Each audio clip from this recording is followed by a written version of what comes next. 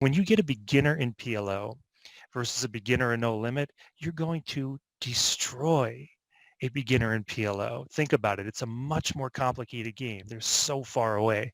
So the money in PLO is better than No Limit.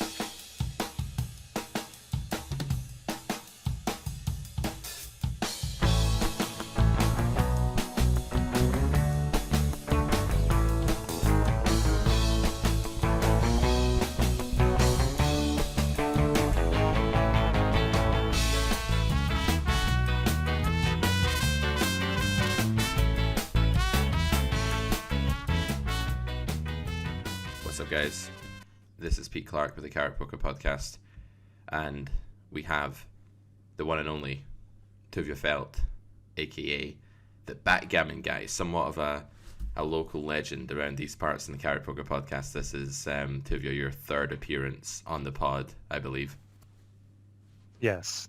How's it going? It was about a year ago, I think, that we last, probably about when COVID first came on the scene and lockdowns first started hitting. That was probably when we first started. We last did an interview. How's things been since then? This has been well, I don't mean to sound callous in any way. I really don't. This has been the best year of my life, I would say. Wow. Yeah, even with all the lockdown, and this is nothing, not to be callous at all towards the COVID, but I'd say this is the best year of my life, hands down. Absolutely.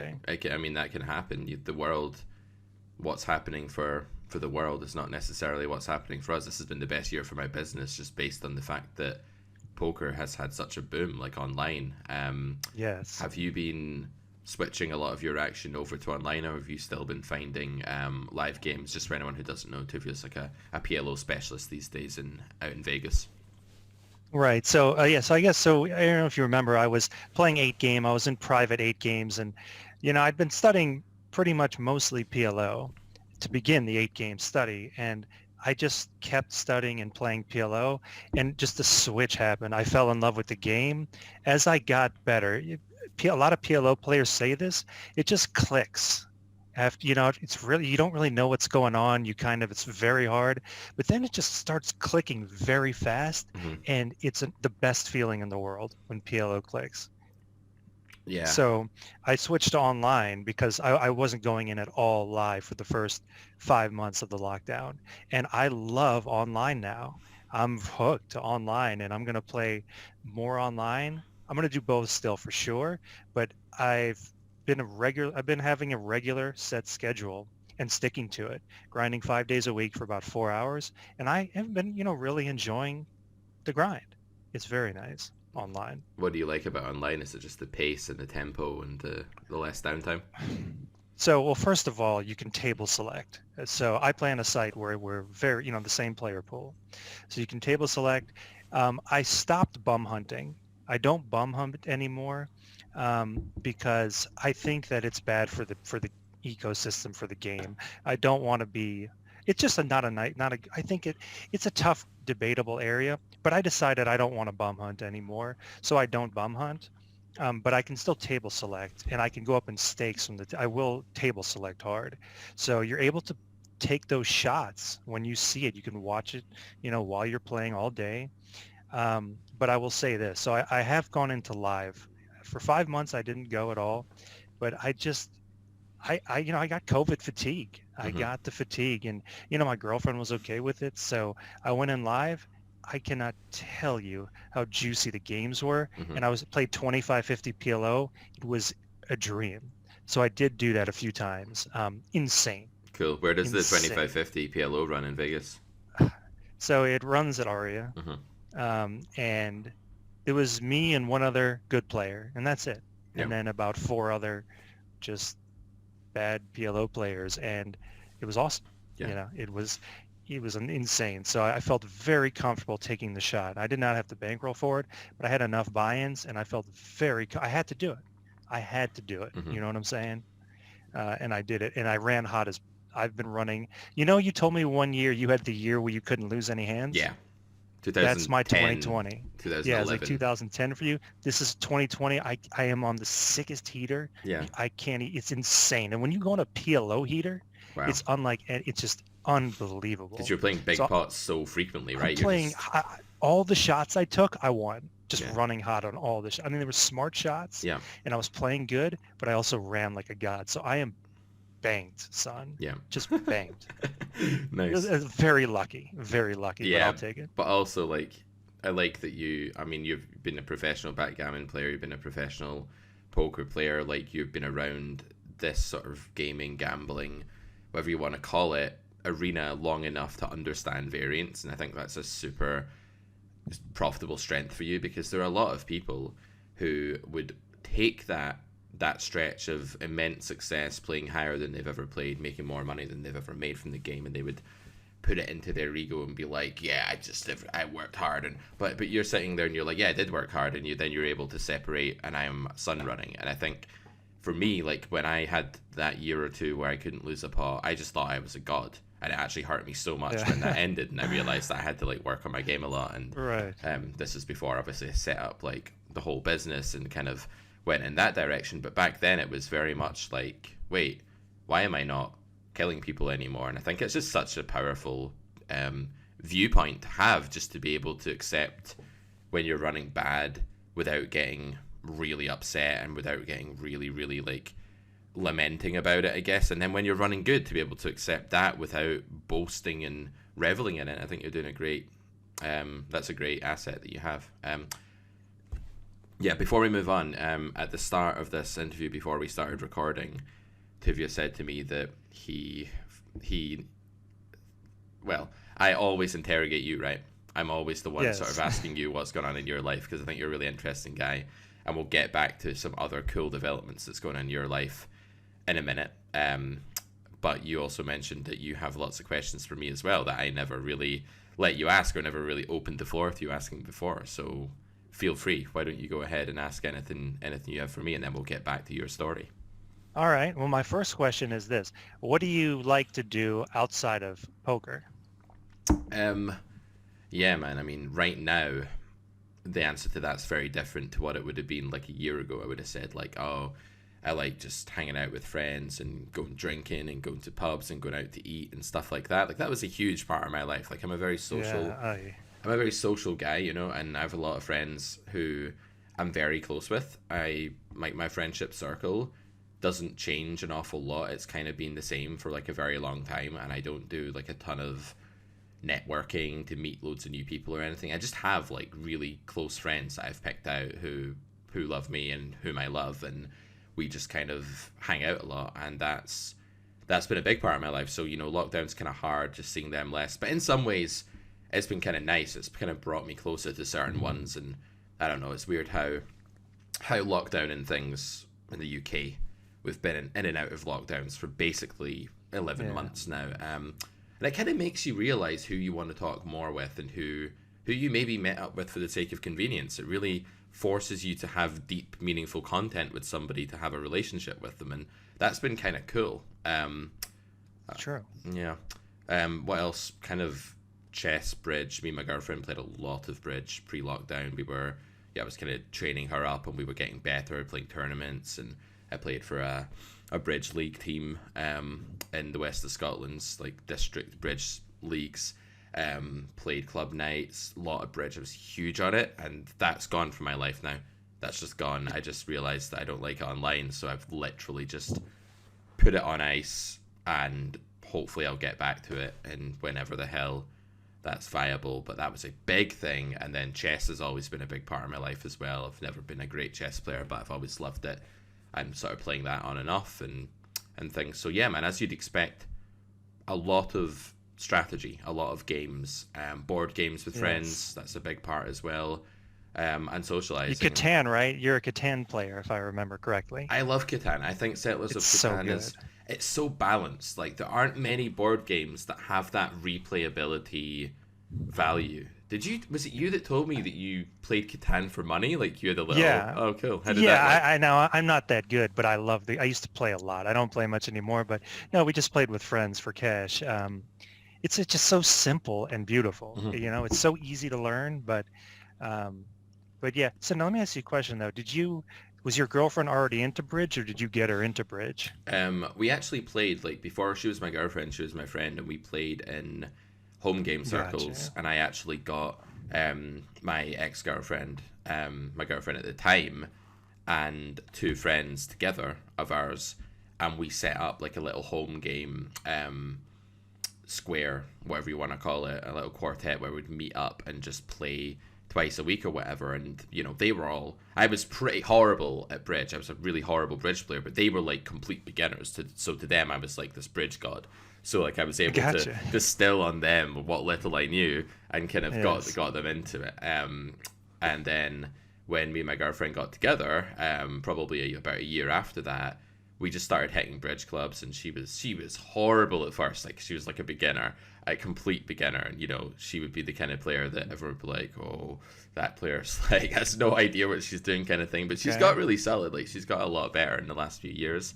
And I've been like studying, getting the books and all of that out there. But yeah, there's very few. It's very sad because bridge is a very beautiful game, like chess, like Catan, like poker, a very balanced, I guess, well-made game, well-crafted, right? So a serious gamer, professional poker player will like it. So it's like that. Yet of my generation, I'm probably part of like the 1 in 1,000 people who's ever taken bridge seriously of my generation. Now, yes, very few of your generation, which is sad because it's such a intellectual game and it's so intense that if anything, it's not suited to people who are at the end of their lives, who've retired, who don't form neural connections as end well. Of their lives. That's a little harsh. That's a little harsh. It's a little harsh. But let's say the average age in bridge is 70, right? Yeah, something like that. It's an old game. It's an old people's game. And people live a lot longer than 70. So I didn't mean to say they were about to die, but that was morbid. That was a little bit of clumsy phraseology from myself there. But I think it's what I'd love to do in the future is be an ambassador for bridge for the younger generation and try and get more people into the game, because I really think it's this like kind of pearl at the bottom of the ocean in an oyster that no one knows about. I think it's this fantastic. You love bridge. You love this game. You've reminded me how much I did. I haven't played it in so long, but That's crazy. No, my cousin is a very strong bridge player and plays in tournaments all over the world. She's been trying to get me into bridge forever, but it just seems too much, too complicated. And I hate playing with partners. I hate that. Yes, that is the challenge, especially when your bridge partner is also like your girlfriend or your spouse or whatever. It's the worst. I mean, I would never do that.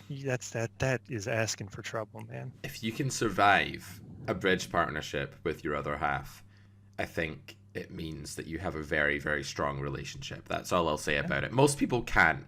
And I've been in the bridge hall with the husband and wife who might hate each other anyway, maybe, but because of bridge, they hate each other much, much more. That's funny. Yeah. Listen, you know how I made that mistake with backgammon. Playing backgammon with your girlfriend is also brutal. I've tried it, but I'm never going to do it again. It's just, it's a mistake.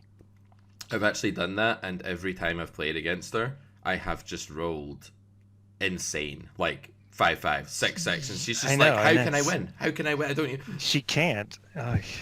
Yeah. She's gonna get so mad at you if you keep doing that. Yeah, we don't really play backgammon anymore because of that. That is a smart play. But the thing about bridge, for anyone that's wondering, is it's not just that you have to get good at playing the cards like you do in poker, but you also have to learn a bidding language. And the better you are linguistically, and the better you can piece together, syntactic or semantic chunks of a language, the better you can actually play bridge, because you need to be able to understand that a bid, i.e. a word or phrase, has a completely different meaning based on the context and what your partner's saying, what you've said previously, the conversation, right? So I think there's some linguistic talent that fits in there as well. Okay. Yeah, you might have convinced me to dabble into this game, but I can't because I'm afraid. I was gonna do 8-game. My brain cannot handle anymore. I can't. I'm stuck. I really feel like I'm stuck on PLO for life. I'm too old now. I can't. can't go to new games and do this. I'm tired. My brain is tired. Mm-hmm. I did so intense poker study, Mm-hmm. and I don't ever want to study anything again. So that's the beauty of PLO. PLO is just intuition Mm-hmm. and playing. You get a lot stronger from playing. Playing's very important. It's very different from No Limit in that sense. Yeah, You would love PLO, Peter, because you can throw GTO out of the window in a soft game. You don't need it whatsoever, and just play. You don't even need balance. Just play the EV, play with your hand, mm-hmm. and use your side cards, and you will slaughter. You are. I have to apologize to you. You were right on all the exploitative things you said. I just wasn't capable of seeing that at the time. But talk about population reads in PLO. There are some lines where there is no way in hell a beginner player is going to be balanced.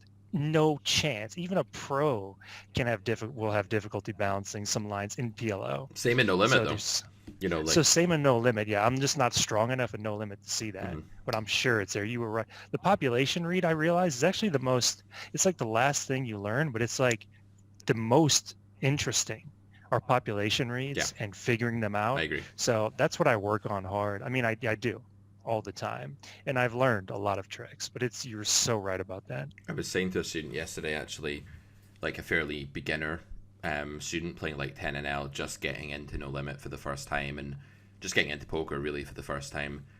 And we were talking about, I actually phrased a question to him and I said, what do you think this guy, and I deliberately said this guy to set like a kind of trap here, is going to do with tens or jacks or something when you make this bet on the flop? And the student was like, I think he's going to fold. And I kind of said, okay, so I've set this question up in a way where I've made you guess at the tendencies of an unknown player. And I've phrased it like you should be able to tell me what he's going to do. But in fact, there are thousands of different people this guy could be, if not millions. And some of them will fold tens or jacks to 1C bet on an ace high flop, and some of them won't. And some will go all in for the 26 big blinds that he's left with those hands because they just want to. So in reality, the only fair way to phrase questions like that is as a percentage. What percentage of people roughly, or what window of percentages of people roughly, would you estimate to fold those hands on this flop? And that's only one part of the puzzle.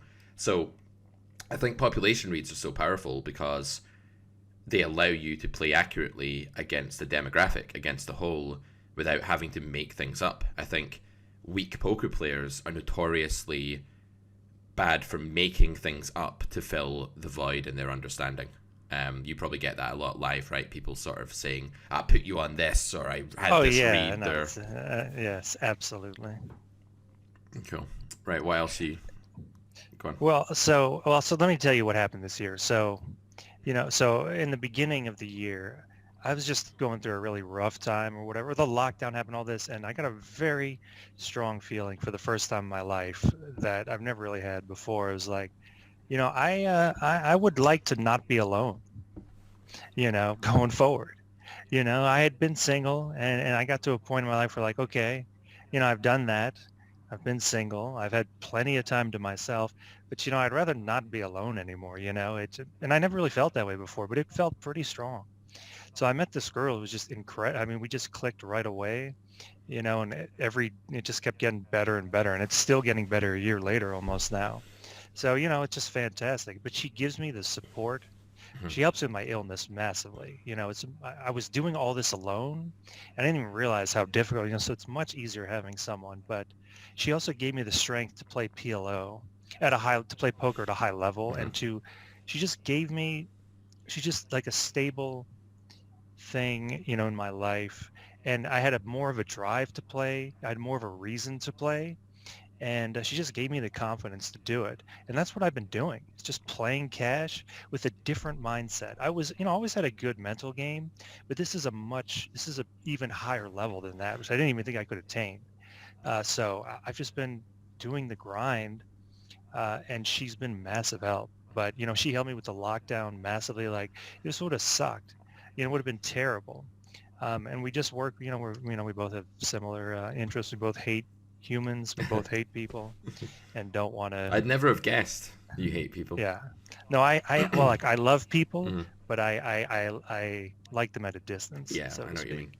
mean. Which is it's my own shortcomings, really. It's not really the people are bad. It's, it was me. Hmm. But with this is the first girl that I've, you know, that I can, I can see myself staying with her, until I drop dead. That's excellent. And that's never happened with any other girl, Wow, not even close. So, that's a yeah, so wonderful that's thing. just been great. Yeah, man. And so I can put in, you got to put in work in relationships. It's very easy for me to put in the work. Yeah. That's something that wasn't in the past. So, but it's so tied into poker. I'm grinding and playing good. And PLO, I just want to say one thing about PLO.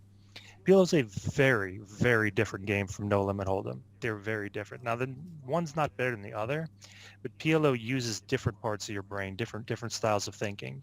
And for me, it is so much better. In No Limit, if you think about it, you're really going deep into your memory, and mashing up ranges and then, going back to your study. But in PLO, there is so much more information. I can't stress that enough. You get so much more information in PLO. So it's less memorization and more like, okay, I've got this information. How do I use it properly? Hmm. That's so much more. And I just I don't want to memorize. I don't know, but I can't really explain it. But PLO just clicked with me and it is the game for me. Yeah. So I think people should try it. I'm not saying it's for everyone. And No Limit's a beautiful game. I got nothing against No Limit, but some people might love. And if they knew how juicy PLO was, more pros would come into it if they Hmm. really understood when you get a beginner in PLO versus a beginner in No Limit, you're going to destroy a beginner in PLO. Hmm. Think about it. It's a much more complicated Yeah. game. They're so far away. So the money in PLO is better than No Limit once you get strong.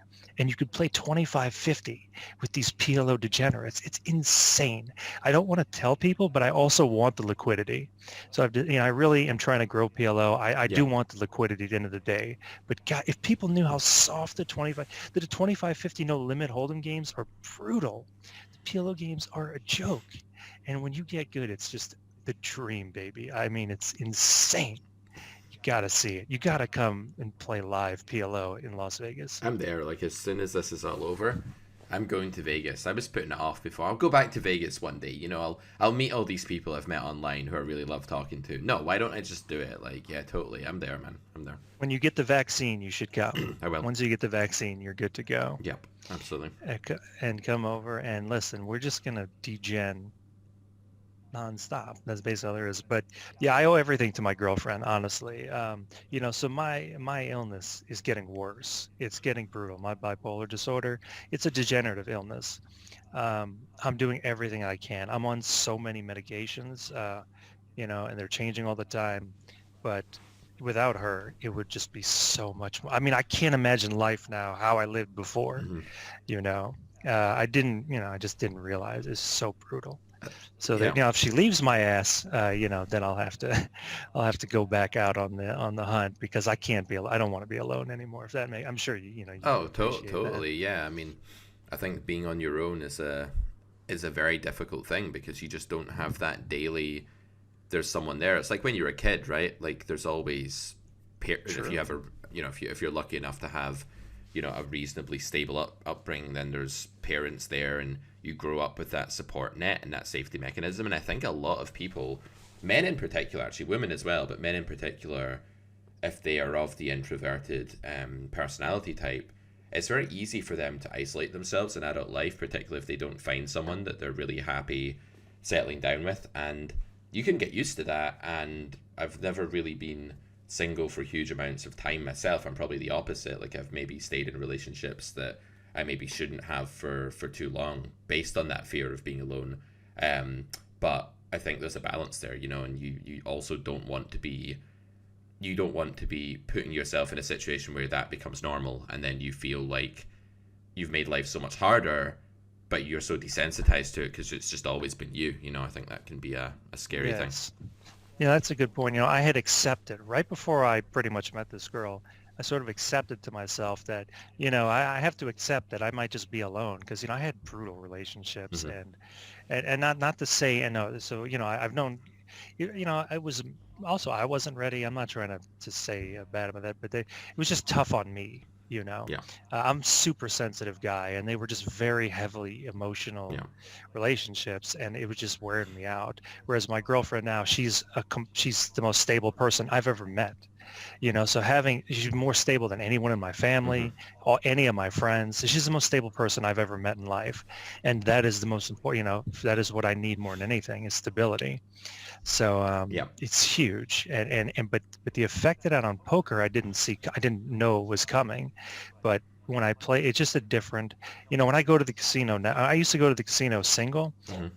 Every time I went, without exception, there was this lonely feeling nagging. I mean, you remember, you're waking up at midnight, walking on the strip, and you're like, what the hell am I doing with my life? Yeah.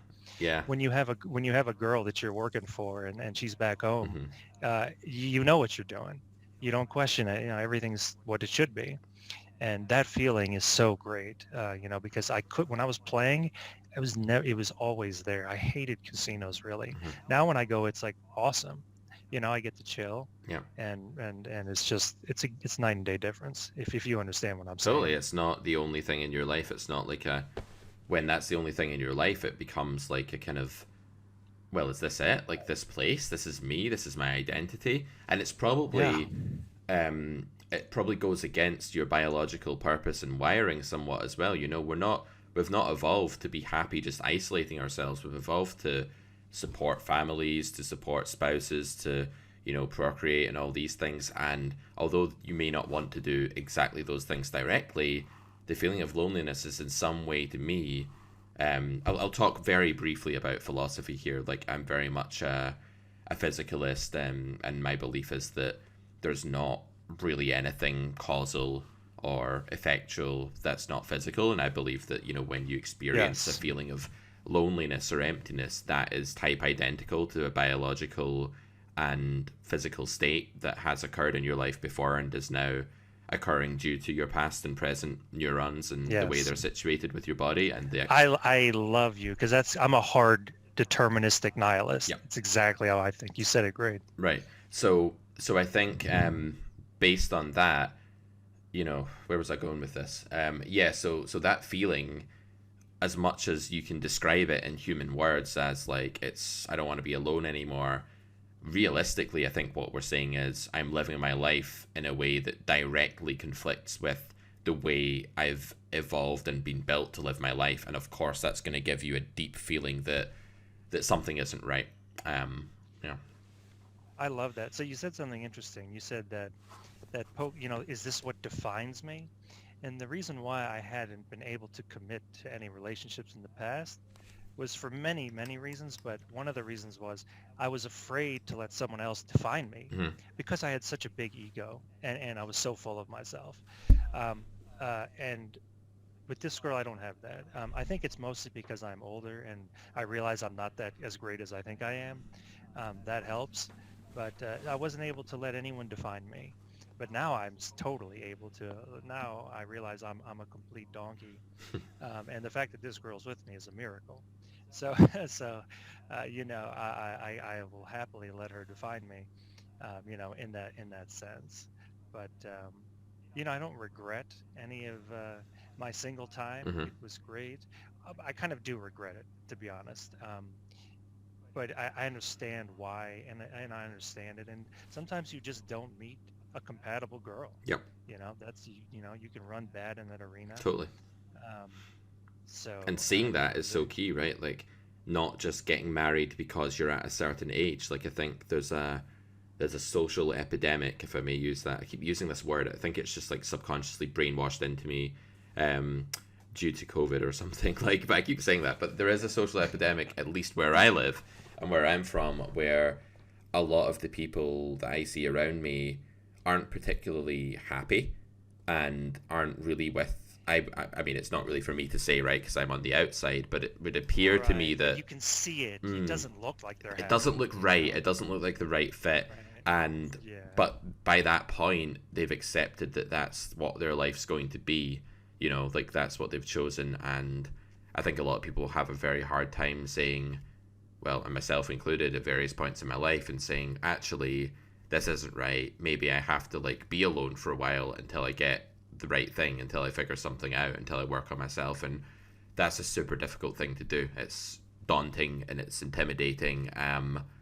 And yeah, but I think what you found, man, it seems to be really allowing you to get in touch with yourself more as well. Now you feel stable, more stable than you've ever felt before. You don't have that sort of nagging pressure and self doubt and insecurity, and because of that, you're able to tap into your poker potential and your Yes. set. Not just poker. Poker's just that's the tip of the iceberg, really. But that's not the most important thing. People watching this would be like, oh yeah, like poker. I mean, sure, but like it's also important to be happy, right? And if your mental game's good in poker, Right. it's probably very symptomatic that you're in a good place in life. And I certainly found that when my mental game was really bad, it was because I was kind of on my own and very immature, and I had a lot of anger issues and resentment issues and stuff from my childhood Yeah. that I hadn't fully dealt with, and Yes. they were causing me to have those mental game issues. Could For some reason your sound's a bit quieter than it was before. I don't know if you can. Oh, can you hear me That's a now? bit better, yeah. So then so I was going to ask you, well, two things. Firstly, when you started when you felt like you're on this better trajectory in life, and you sort of realized that your mental game was then even better than it was before, were you did it bring to your attention perhaps some mental game issues or a restlessness that you actually had but hadn't identified back when you were, before you met this girl and before you sort of improved your situation in that way? The way you sliver, girl, sends shivers down my spine. One thought of you, damn, knocks me right out every time. And we'll be back with Tuvia's reply to that in just a second. I just want to take this time to very quickly mention my Twitch channel, which I have recently got up and running. It is a brand new baby fledgling channel. As you can see, we have hardly any followers. We've only just qualified for affiliate to get subscribes.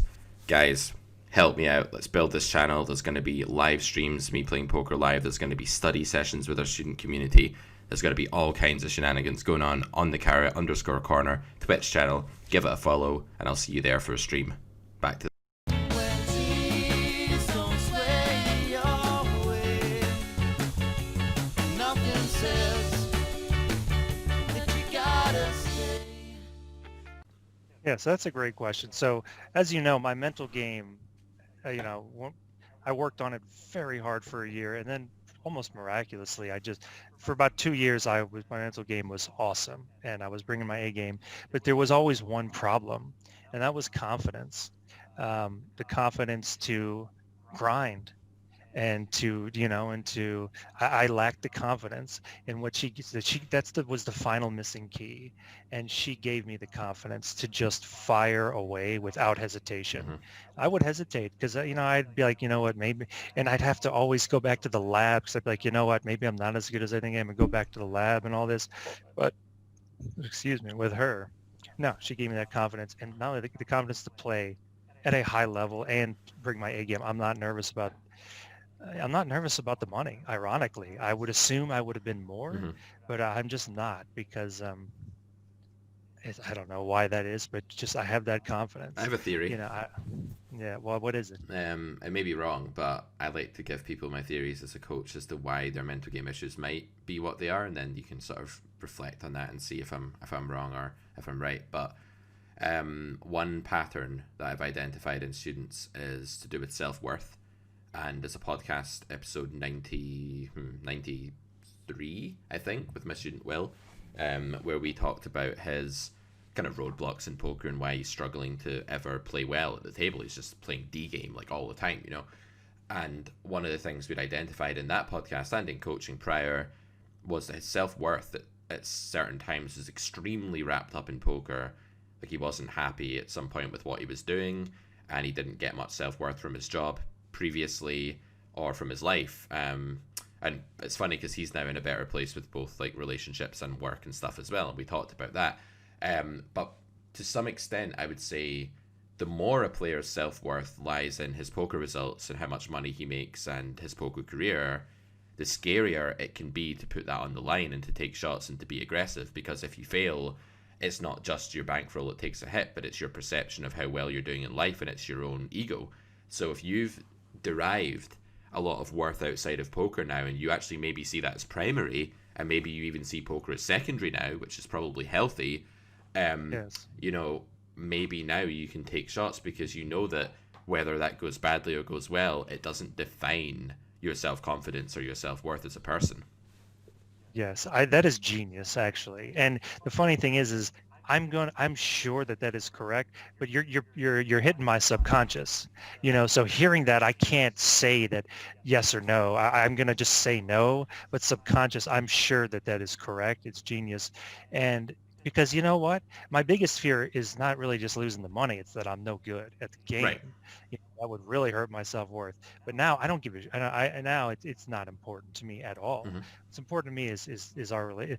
Look, honestly, I'm sure some people are saying you can't give too much yourself over to a girl, but Mm-hmm. I don't know if that's, but I think you can. Why can't you do that?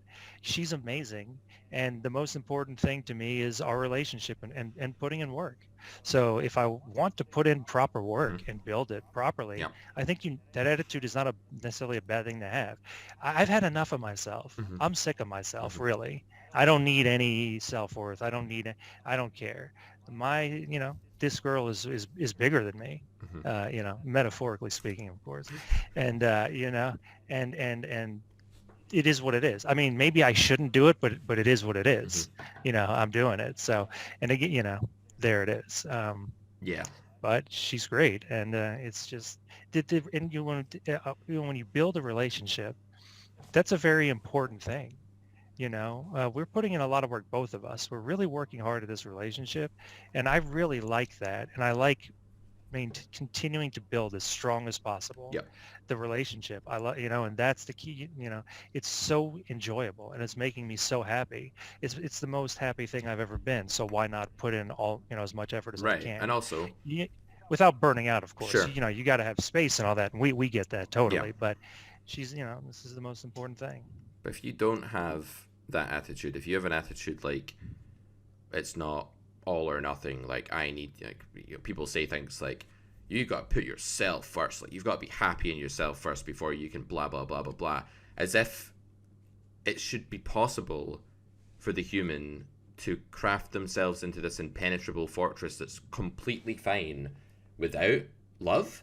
What? Like, surely love has to not just be something, it's not just a prize that you get to obtain when you've made yourself perfect in your own little den, in your own little cave in front of your fucking laptop. Surely you can become perfect via finding someone you can fall in love with, via a relationship and via that support network. I really hate this idea that, like, yeah, honey, you've got to put you first. You've got to be amazing in you. And when you love yourself, then you can go out and grab all these people. Like, no, surely the right person for you should help you become the best version of yourself, not just get to reap the rewards of your isolated labor.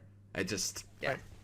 And you can't become that great person without doing it. Sure. That's the growth. So you can't. So what I think what people mean to say is you should always work on yourself, and you've got to, make sure that you're mature Mm-hmm. and responsible. If you're irresponsible and immature, it's going to be hard you're not going to build the relationship. So yes, you got to do that, but you can't grow. You have to do it. It's like experience. You can study. It's like you take 6-card PLO, for example. Mm-hmm. You can't study the game. Mm-hmm. I mean, you can study all you want, but you're going to suck the first time you play, and you can only get better through playing. Yeah. So, she's brought out the best in me, and she's made the best in me. It wasn't there until we created this. So, Yeah. which is huge. And, and look, it is what it is. I'm not stupid. I know that anything can happen in the future, but what the changes she's made in me are permanent. Mm-hmm. It's just that simple. My brain has changed. It's all neural networks in the head, and she's changed the thickness of certain neurons, etc. Right.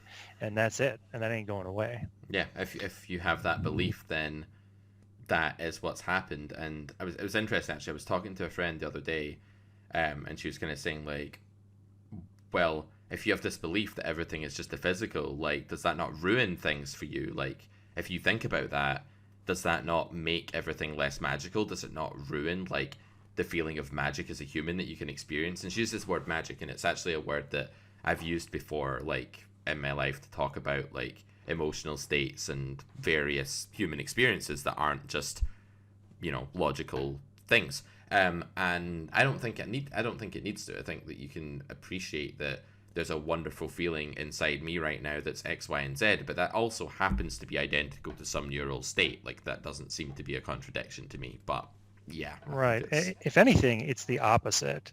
So since I've started to fully accept reality, Mhm. I've lived a much more calmer life. Okay. And again, this is the magic. You're building it. That's really great. You're making something real. That's pretty cool. You are making something. You're making love. You're creating love, and that's pretty sick. So I don't see it taking the magic. I think the magic. I think calling it magic is cheapening it. That's just my opinion.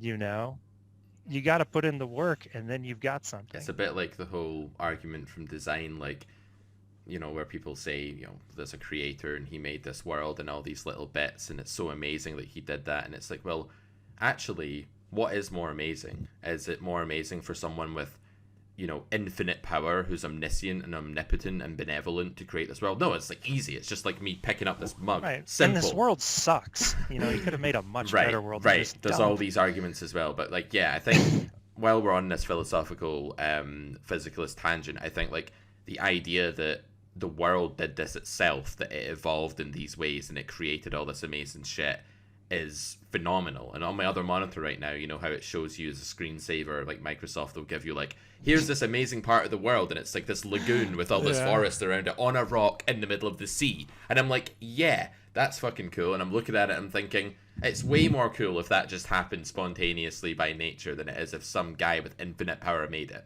Like, that's easy if you've got infinite power. That's like me being the best heads up, no limit hold'em player in the world and beating everyone else. Like, well, of course I can do that if I'm already the Right. best in the world. Anyway, I want to talk a bit more about your journey with like the difficulties you've been encountering, because you said to me, you said earlier on this pod that the bipolar disorder, it being degenerative, and I didn't actually know it was degenerative, but that being the case, is sort of worsening. It's becoming objectively harder to manage, yet you seem in, I don't know, I don't just mean happiness wise, but right now, whatever medication you're taking or whatever you're doing to manage it, man, I have to say you seem infinitely calmer and more yourself right now than you did when you were on previous episodes before. You seem like a different person, honestly, in a good way. Here right now I'm between episodes.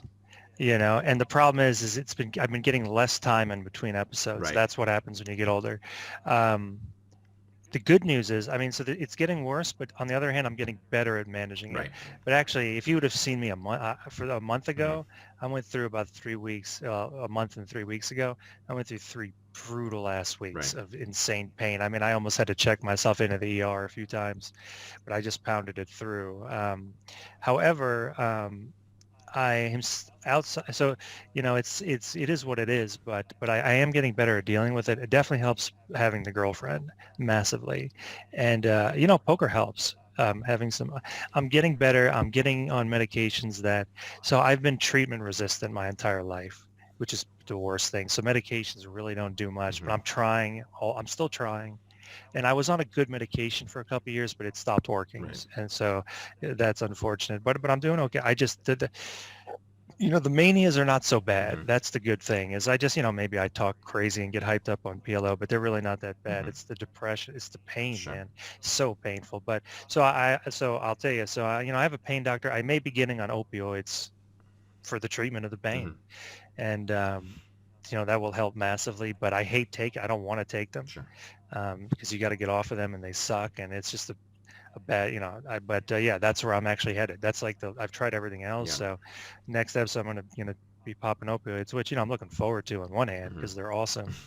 But, so here's the one thing that bothers me is that, if you haven't lived with severe pain and chronic pain, you don't understand it. So you have people in the government who live these cushiony ass lives making laws, hindering my ability to treat my illness. It's insane. Yeah.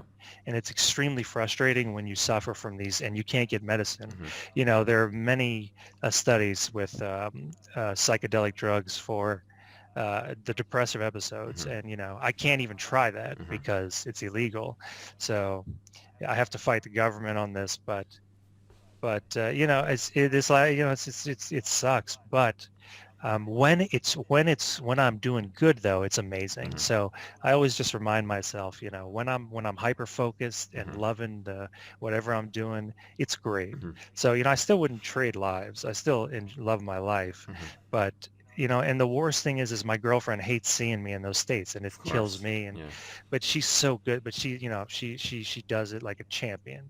She knows exactly what's good for me, and she's just so stable, tough spirited, and just the sweetest person I've ever met. So that helps. And but yeah, one thing I would say is, you just gotta, if you have an illness like this or any mental illness, you got to see a doctor, psychiatrist, and be honest with them. Tell them everything that's going on, Yeah. because they can't treat you if you're not telling them everything. They're going to give you, they just can't, and that helps. So yeah, it is what it is. But I wouldn't be who I am without my illness. So Yeah. I wouldn't give it away. Yeah. That enables me. I put in 3 years of intense solver work, basically, in all different games. Mm-hmm. I wouldn't do that without this crazy hyper focus. So Mm-hmm. yeah, and I'm hopeful. I really am. There's always a chance that I find a med that really Yeah. works well. Absolutely. So I'm hopeful. Maybe you're But running all right. bad on the med front. Maybe on average you should have found one by now. You just haven't, and then like variants, it'll sort itself out. I mean, I guess you don't Yeah, know. that's how I think about everything these days. It's certainly possible. Poker really is so critical to learn for life. It'll make you so much smarter in so many things. The greatest decision I ever made was studying Yeah. poker. I have to say, bar none. And I've loved all of it. Like, I love poker. And I owe it to you, baby. You helped. You did Grinder's Manual, man. That book was the first book I read. It was so sick. I love that book. Are you making any new books? I am about 75% certain. That's a bit of a oxymoron, but I'm about 75% inclined to write the Crusher's Manual this year. And Okay. the Crusher's Manual will not be... It'll be like the Grinder's Manual, and it'll be hopefully understandable for people that aren't super studied in GTO, but it will be very GTO based and exploits going out from there. I love the Grinder's Manual. It's actually my favorite book that I've written, even now.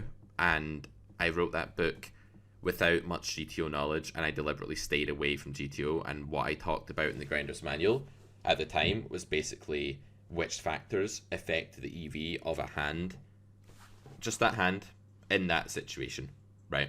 And that's still what you should do in poker. Like, there is no... I've been talking about this a lot recently on podcasts and interviews, so people might be sick of me making this point, but I think far too many people that start studying the game fall into this trap of like, oh, this card's good for my range, so I bet this hand without thinking about what my hand is. Like, that's ridiculous. Like, No, that's the worst. just Yeah, silly. I hate, and I had a friend who did that like crazy. It's the worst Oh, it's so thing. tilting because it misses the point of poker. And I think like the problem with them, the only problem with the Grinder's Manual is that it doesn't have any GTO exploration in it, really.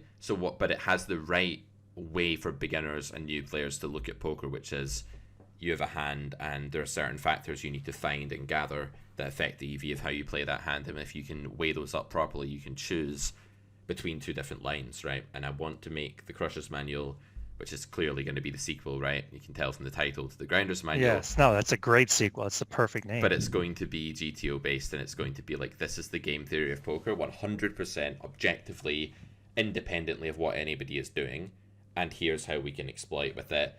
And it's going to be written in the same way, where it focuses on hands mostly, but range considerations do affect it, right? Obviously, like, this is the thing, like, how range fits into the picture No Limit, right? Like, if you are the big blind caller against a cutoff open and the board is ace, ace 3, you probably don't ever want to bet, because Right. that situation is one in which your opponent will want to bet in game theory incredibly often.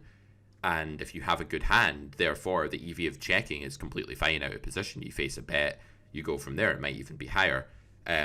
Whereas if you're the button, you want to bet all the time. But that's not because your range is doing well. Well, it is, but more specifically, it's because you'll have lots of hands in your range whose EV will be individually boosted by the fact that your opponent will have to fold so often based on the fact that his range is doing so badly. So at the end of the day, range understanding is secondary to hand understanding. And as Ginge Poker said on my latest pod, the way you play your range in the highest EV way is basically playing every hand in the highest EV way that formulates a good strategy. Of course, you don't want to be donk betting all your sets and checking all of your air and as the big blind or something, but the EV of donk betting a set is probably all right and individually in a vacuum as an isolated segment of a strategy, right? It's not like that's going to necessarily be a blunder if you do it one time. So yeah, I want to write this book. Sorry, I've gone on a massive rant here, but I want to write this book in a way that is GTO based but never loses sight of the fact that beginners can understand what makes hands better or worse to take actions with. And the main thing I want to stress in this book is there's a comparison. We don't do something because it's profitable. We compare 2 options or 3 options and we choose what we think is the highest EV of those options. And I think nobody does that. Nobody who's an amateur player really does that because they're all just like, I bet for value. It's like, okay, I said to a student last night, you could go to the movies, right? He's like, yeah. I'm like, so why don't you just go to the movies every day since you could go to the movies? He's like, yeah, like maybe that's not such. I'm like, yeah, but you just said I'm going to bet for value. So you just said because I could value bet, I'm going to value bet. So why aren't you in the movies right now? Right. No, that's a huge concept. You've got to understand that concept. Right. So I want to get that across in the new book, and I want to fix the plagues, the lurgies that plague my students. I want to fix the common pitfalls that stop people being able to understand the game, and I want them to understand the game like you did. You know, you started off with GTO, and you told me in lesson 1 or 2, I know you like this exploitative stuff, Pete, but I really don't think it's a thing. And you know what? Right. Oh my God, though? I was so wrong. Okay, yeah. You were wrong, but also... But it was smart that I did that. It was so smart that you did that because right. you were... It was the right way, but I should have said, let me first learn GTO, Yes. and then. But I honestly didn't believe in any of it back then. Right. So and there is a lot of exploitative hocus pocus in the poker world, right? There are a lot of people teaching the game in a way that's completely unfollowable logically because they're just so exploitative. And they might be good at that intuitively, but what you have to understand is that a new player needs to understand the theory of the game.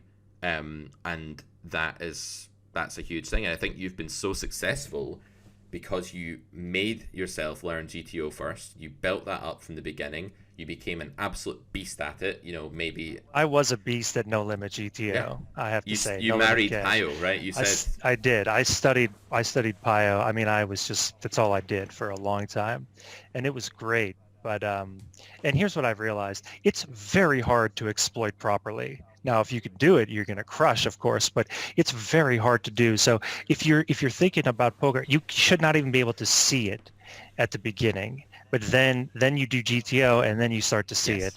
But you got to do it. I'll tell you, in PLO, I'm having a really tough. I'm really thinking hard of ditching GTO and just focusing more on doing the EV play with my hand. I'm really heavily considering it. I'm not sure, but if the game, as long as I know there's no sharks in the game, I probably should be doing that. Obviously, I'll exploit in spots when I do it, but I stick to very balanced sizes, and I like to be honest. In other words, if I know that I'm not going to have enough bluffs in this line, I won't use it. If I know I'm not going to be polarized, then I'll go smaller. Yeah. But I'm thinking of ditching that, of the balance, because it's so much harder to exploit in PLO. You're not going to do it unless you're very strong. So I don't know. I've been thinking about that a lot. But I'm just so afraid of leaving GTO and leaving myself open, even though I have no reason to be. It's illogical, but I'm just afraid to leave myself open. But then the lessons we learn the earliest in our career can sometimes stick with us for the longest. So when you set up that correct. way, you know. Right, Senator. But all right, Peter, listen, I want to just say I really appreciate you having me on here. I love being on here. And I've been following you, and your content is good stuff. Your podcasts are really good. So thanks for having me on here. And if you need any PLO, I have a video, by the way, on PLO. If you type in Tree Poker PLO, you can find it on YouTube. It's not a great video, but it's just, I really want to build I want more people into PLO. I think some people would really like Hmm. it. I want that liquidity for myself, really. But it's such a great game. I'll tell you this one last thing, Peter. I really love PLO. It's the first time I've like really loved something. I want the game. I want people to know about it. I just want to do something for the Yeah. game. I love PLO. It's just such a great game to Hmm. me. Very different from No Limit. So I'm streaming. I'm trying to grow the game any way I can, and I'll do things for the game pro bono. If you need any help with PLO, I can help you, or at least how to teach you how to study on your own, whatever you need. Um, That's awesome. anyway, I just love PLO. So anyone, there it Well, is. let's work together on the publicity front. Let's share your stream. Let's share your video below in the comments. Check it out, guys. Tree Poker. Okay. Check out Tuvor's content Yes. below.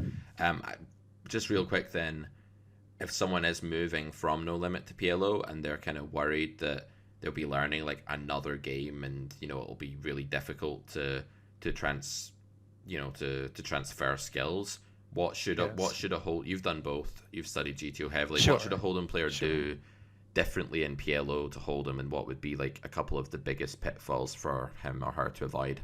Okay. First of all, it's very important to learn No Limit Hold'em before PLO, in my opinion. That's a huge step up. So if you're especially yeah, it's good to understand GTO Hold'em and exploitative Hold'em too. If you're good at that, you will transition fast. Um, what you should do, there's two things you should do. One is you should sign up for Jay Nandez Mastermind course. It's just a good way to start thinking PLO. He's got a lot of his video formats really cool.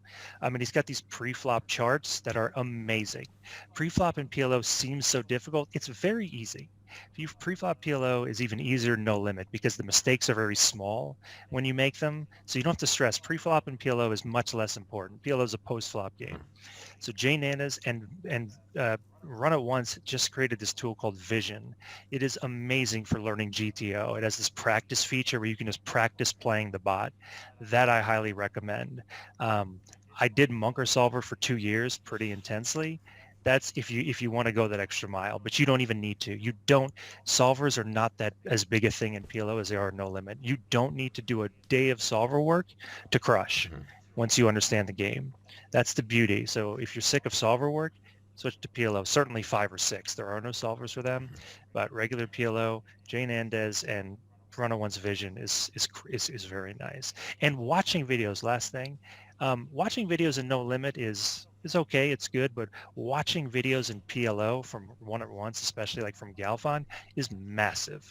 So you can really get strong just watching videos, doing the Jane Andes course, and practicing by playing Awesome. and thinking. It's a much more natural Mm-hmm. process, and the player pool is so much weaker. So if you get in right now, you'll have a huge you'll be doing good. The pool is still so Mm-hmm. weak, so it's just a much I'm sick of studying.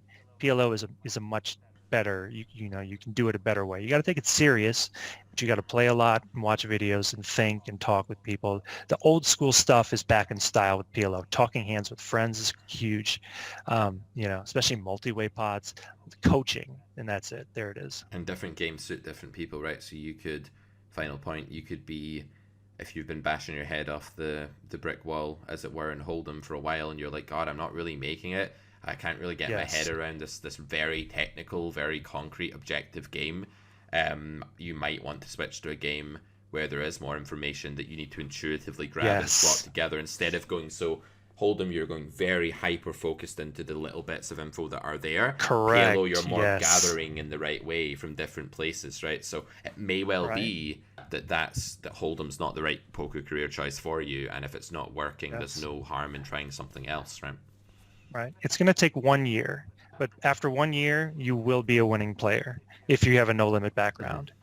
Yeah, it took me about a year. And in the beginning, you're going to get murdered. You're going to get Yeah. slaughtered in the beginning, but that's okay. Um, just keep pushing, play low stakes and then work your way up. But at a year in, not even, it'll be so much easier. You've already done a lot of game theory study in No Limit. PLO is really taking that and just learning how to use your sidecards properly. And it's not so hard to do. It just takes practice.